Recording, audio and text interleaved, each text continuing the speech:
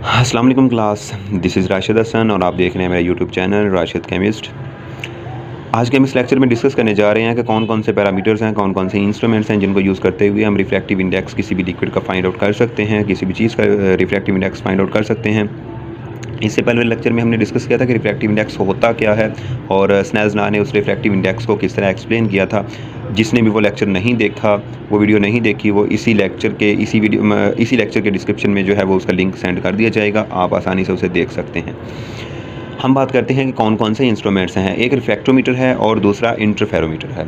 Refractometer का जो working principle है वो क्रिटिकल एंगल पे बेस करता है। क्रिटिकल एंगल की बेस पे जो ये रिफ्रैक्टिव इंडेक्स फाइंड आउट करके देता है। बेसिकली हमें पता है कि क्रिटिकल एंगल क्या होता है। ये ऐसा एंगल होता है जहाँ पे एंगल ऑफ इंसिडेंस जो होता है वो मतलब 90 का हो जाता है और एंगल ऑफ रिफ्रैक्शन जो होता है वो अपनी मैक्सिमम वैल्यू तक पहुँच जाता है। नेक्स्ट हम बात करते हैं इंटरफेरोमीटर। ये भी किसी भी चीज़ की जो इंटरफेस की बुनियाद पे ना उसी का रिफ्रैक्टिव इंडेक्स फाइंड आउट करके देता है।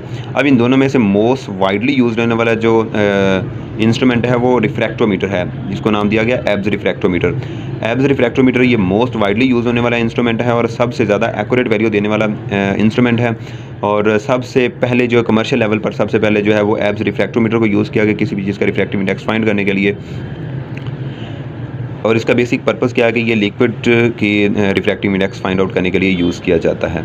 नेक्स्ट हम बात करते हैं इसकी कंस्ट्रक्शन की। कंस्ट्रक्शन में इसका एक सबसे पहले आई पीस आता है, यानी टेलीस्कोप, जिसकी मदद से हम जो है वो रिफ्रैक्टेड रेज को जो है वो देख सकते हैं। नीचे एक बॉक्स है जिसके अंदर दो प्रिज्म्स होते हैं। नीचे वाले प्रिज्म का फंक्शन क्या होता है कि नीचे वाले प्रिज्म के ऊपर जो लाइट फॉल करती है वो उनको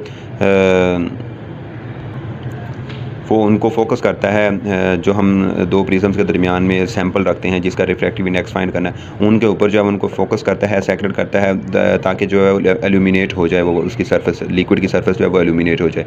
दैट्स वाई इसको हम कहते हैं एल्यूमिनेटिंग प्रिज्म्स। और अपर वाले प्रिज्म्स को हम रिफ्रैक्टिव प्रिज्म्स कहते हैं, तो क्योंकि इसके अंदर जो है वो लाइट जो है रिफ्रैक्ट होकर इंटर होती है, इसको हम रिफ्रैक्टिव प्रिज्म कहते हैं। नेक्स्ट हम बात करते हैं कि इसके बैक साइड पे एक स्केल लगा हुआ होता है जो कि किसी भी चीज़ का जो है वो रिफ्रैक्टिव इंडेक्स फाइंड करके हमें जो है वो उसकी एग्जैक्ट वैल्यू दे देता है। और इसके लेफ़्ट और राइट पे दो नोब्स होते हैं। इधर हम देखते हैं लेफ़्ट और राइट पे दो नोब्स होती हैं। इसके जो लेफ़्ट वाली नोब्स होती है वो इनको जो है हम मूव करके किसी भी चीज़ का जो मतलब एग्जैक्ट उसकी पोजीशन जो है वो उसकी सेट कर सकते हैं, ताकि जो एंगल जो है इनके सेट बन सकें और रिफ्रैक्टेड रेज हैं वो एग्जैक्टली जो टेलीस्कोप के ऊपर जाके, जहाँ से हम आई पीस के ऊपर जाके फोकस हो सके।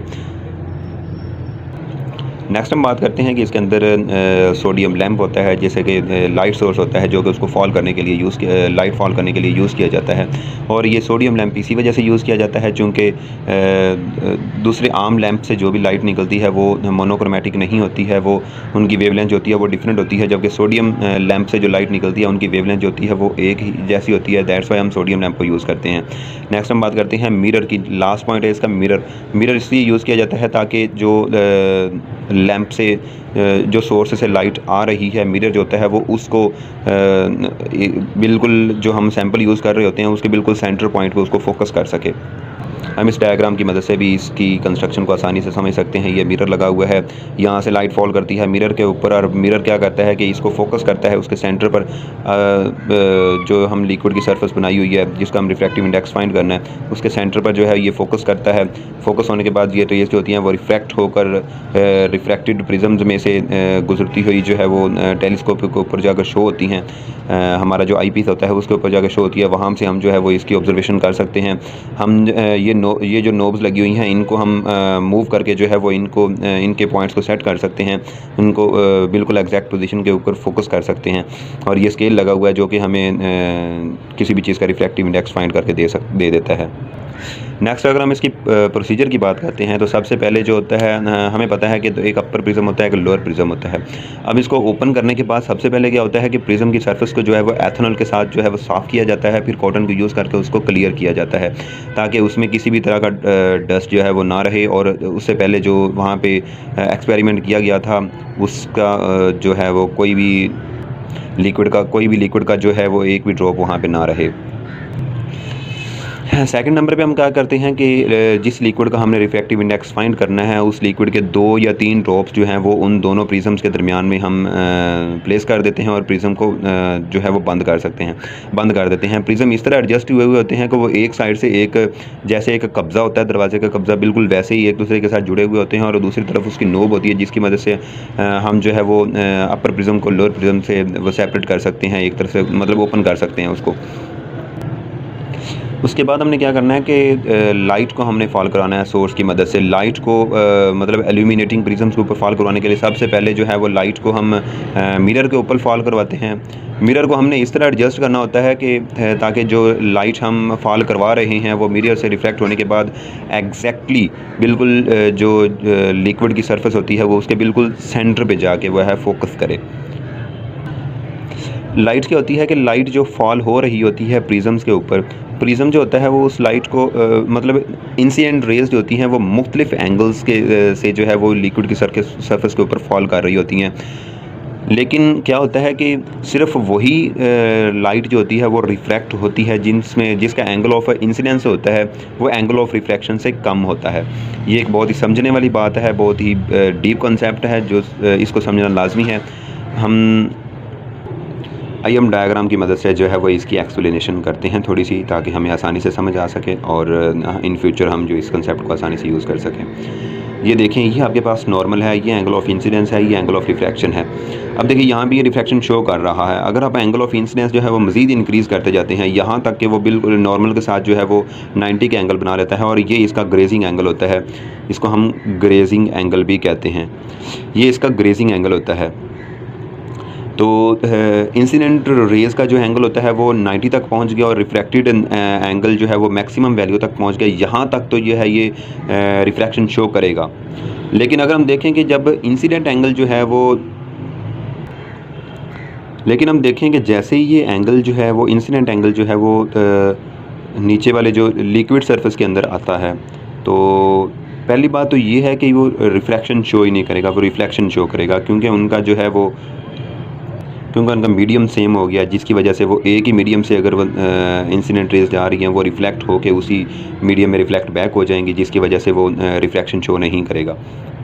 और दूसरी बात ये है कि यहाँ पे आगे ना इसका एंगल ऑफ इंसिडेंट जो है वो एंगल ऑफ रिफ्रैक्शन से ज़्यादा बड़ा हो जाएगा, जिसकी वजह से जो है वो रिफ्रैक्शन शो नहीं करेगा।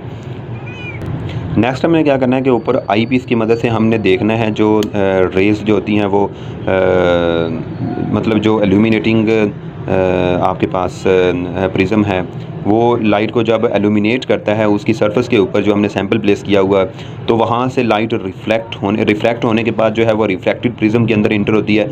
अब रिफ्रैक्टेड प्रिज्म का क्या काम होता है कि रिफ्रैक्टेड प्रिज्म ने उस लाइट को फोकस करके और आई पीस के ऊपर जो है वो एक सिंगल पॉइंट के ऊपर जाके फोकस करना होता है, ताकि हम उसे आसानी, हमारी जो इंसानी आँख है उस की मदद से हम उसको आसानी से देख सकें। जब हम आई पीस की मदद से ऊपर से हम इस चीज़ की ऑब्जर्वेशन करते हैं कि सैंपल को हम देखते हैं, तो हमें इस तरह की शेप दिखाई देती है। इसमें हाफ़ जो होता है वो डार्क होता है और हाफ़ जो होता है वो वाइट होता है, और एक क्रॉस शेप बनती है इनके दरमियान में। अब हम देखते हैं कि एक क्रॉस शेप बनती है, एक आप हमारे पास डार्क पोर्शन बनता है, एक लाइट पोर्शन बनता है, और इनके दरमियान में ये जो इनकी एक सरफेस बनती है, एक इंटरफेस बनता है। अब इस इंटरफेस को बिल्कुल इस जो है वो क्रॉस के बिल्कुल सेंटर पॉइंट पे लाने के लिए जो है वो हम 2 नोब्स यूज़ करते हैं, लेफ़्ट और राइट नोब्स। अगर तो ये जो डिफरेंस होता है इनका ज़्यादा होता है तो हम लेफ़्ट नोब यूज़ करते हैं, वो हाई लेवल तक जो है वो उसको एडजस्ट करने के लिए यूज़ की जाती है। और जो राइट वाली नोब्स होती है, राइट वाली नोब जो है वो बहुत ही माइनर लेवल के लिए अगर डिफरेंस हो तो तब हम उसको मूव करके जो है उसको एडजस्ट कर सकते हैं। और उसके बाद हम देखते हैं कि इसके पीछे एक स्केल लगा हुआ होता है, वो स्केल जो है वो बिल्कुल इस पॉइंट पे आके जो स्केल होता है वो किसी भी चीज़ का जो हमने सैंपल पुट किया हुआ है उसका रिफ्रैक्टिव इंडेक्स हमें फाइंड आउट करके जो है वो डिजिट की फॉर्म में हमें दे देता है। So this is all about measurement of refractive index. अगर किसी को कोई पॉइंट समझ ना आया हो, अगर किसी की कोई क्वेरी हो, कोई क्वेश्चन हो, तो वो कमेंट बॉक्स में आके उसका आंसर पूछ सकता है, और मैं जल्द ही उसका जो है वो आपको रिप्लाई कर दूंगा। इंशाल्लाह जल्द ही जो है वो मैं अपना नेक्स्ट लेक्चर अपलोड करूंगा। तो सब दुआओं में याद रखना। अल्लाह हाफ़िज़।